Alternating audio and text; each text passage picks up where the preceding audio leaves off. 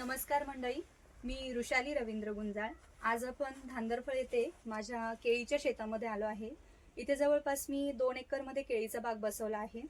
ऊसाला पर्यायी पीक म्हणून आपण केळीचं पीक घेऊ शकतो आणि कमी कालावधीमध्ये जास्त उत्पन्न मिळवून देणारं हे पीक आहे.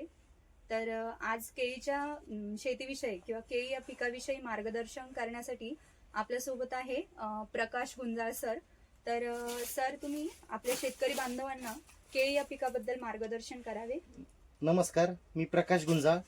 या रवींद्र गुंजाळ आणि आमच्या वहिनी यांच्या बागेमध्ये, केळीच्या बागेमध्ये आम्ही एप्रिल महिन्यामध्ये जी केळीची लागवड केली.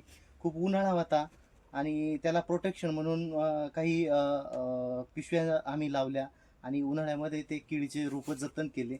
आज ही 9 महिन्याची केळी आहे आणि तिची वेन पण होऊ लागलेली आता. आणि साधारणतः 9 ते 10 घड आता आपल्याला दिसत आहेत.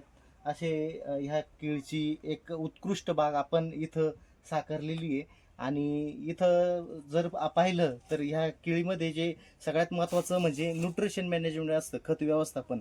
हे रवी भाऊंनी आणि वहिनींनी इथं दोघांनी पण इथं स्वतः लक्ष घालून वेळोवेळी खत व्यवस्थापन केलेलं आहे. ज्या केळीच्या स्टेज ठरलेले आहेत तर त्या केळीमध्ये जे नायट्रोजन लागतो, फॉस्फरस लागतो, पोटॅश लागतो किंवा सेकंडरी न्यूट्रिएंट आणि मायक्रो न्यूट्रिएंट लागतात, हे याचं व्यवस्थापन एक काटेकोरपणे केल्यामुळे ही अशी सुंदर बाग अशी डेव्हलप झालेली आहे.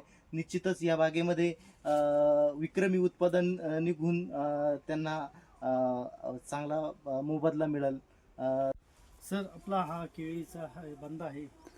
आता याचे फुगवून होण्यासाठी काय केलं पाहिजे? याच्यावरती स्प्रे केले जातात आणि आता आपली 20% केळी वेन होत आहे ना, तर हे कमळ आहे. हे कमळ काढलं पाहिजे.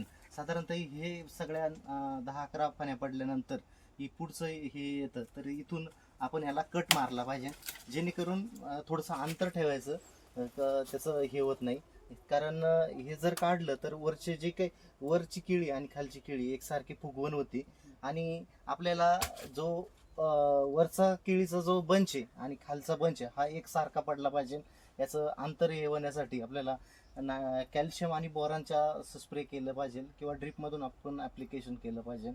तसंच याच्यावरती इमिडाक्लोपिड असेल किंवा नीम ऑइल असेल याची जर फवारणी केली तर याच्यावरती जे थ्रिप्स असेल किंवा याचा अटॅक होत नाही आणि घड हा एकदम म्हणजे त्याला काय म्हणतात, क्वालिटी याचा बनतो. आणि पोषणासाठी याला आपण पोटॅशियम सोनाईट असेल, 05234 असेल, हे आपण खालून द्यायचं आहे. आणि वरून काही मायक्रोन्युट्रिएंट आणि अमिनो ॲसिड असतात, तर त्याचा जर फवारा केला तर हे निश्चितच ह्या गाढाची आणि केळीची साईज ही मोठी होते, जेणेकरून तिला एकसारख्या पडल्यानंतर उत्पन्नामध्ये पण वाढ होते. धन्यवाद सर.